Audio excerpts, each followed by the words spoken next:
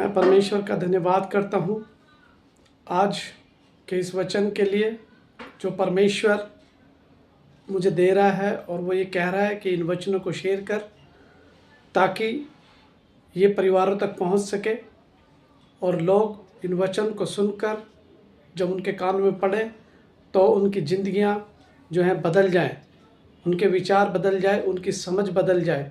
परमेश्वर ये कहता है कि जब कोई मुझ में बना रहता है और मेरे साथ चलता है और मुझे खोजता है, मुझे ढूंढने का प्रयत्न करता है, यत्न में लगा रहता है, परमेश्वर कहता है कि जो मेरी आज्ञाओं में रहता है, मेरी आज्ञाओं में बना रहता है, मेरी आज्ञाओं का पालन करता है और मेरी आज्ञाओं को जो है अपने जीवन के अंदर अमल करता है और उनको मानता है। परमेश्वर क्या कहता है आपके लिए? परमेश्वर ये कहता है, आज मैं आपके सामने इस वचन को लेकर आया हूँ, वो आपसे बात करना चाहता है। परमेश्वर का वायदा देखिए आपकी ज़िंदगी के अंदर कैसे पूरा होता है जब आप उसकी आज्ञाओं पर चलते हैं और उसकी आज्ञाओं को मानते हैं और उसकी आज्ञाओं को अपने जीवन का आधार बनाते हैं। खुदा का कलाम ये कहता है, लेवी व्यवस्था की पुस्तक और उसका यहाँ पर जो है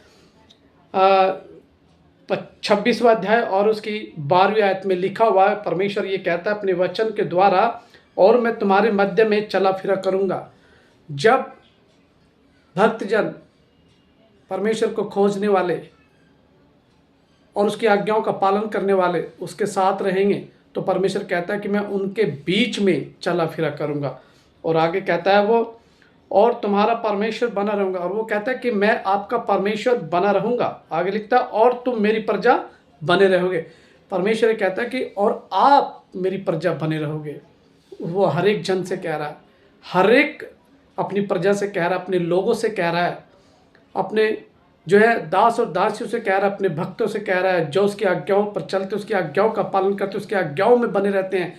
खुदावंद कहता है कि मैं उनके मध्य में चला फिरा करूँगा और उसका परमेश्वर बना रहूँगा, उसका परमेश्वर कहलाऊँगा। और आगे लिखता है शायद के अंदर, वो मेरी प्रजा है।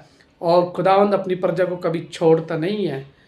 खुदावंद अपनी प्रजा को हमेशा तस्त रहता है, उसकी दृष्टि अपनी प्रजा के ऊपर रहती है, अपने लोगों के ऊपर रहती है, अपने दास दासी के ऊपर रहती है, उसके भक्तजन के ऊपर रहती है। ये परमेश्वर का वायदा है। परमेश्वर आपके बीच में है, आपके बीच में चलता है, फिरता, उठता, बैठता है, आपके बीच में काम करता है, आपके साथ रहता है और उसकी दृष्टि निरंतर आपके ऊपर लगी हुई है। आप खुदा में बढ़ते हुए चले जाएं। मेरे प्रियो, आप सबको जय मसीह की।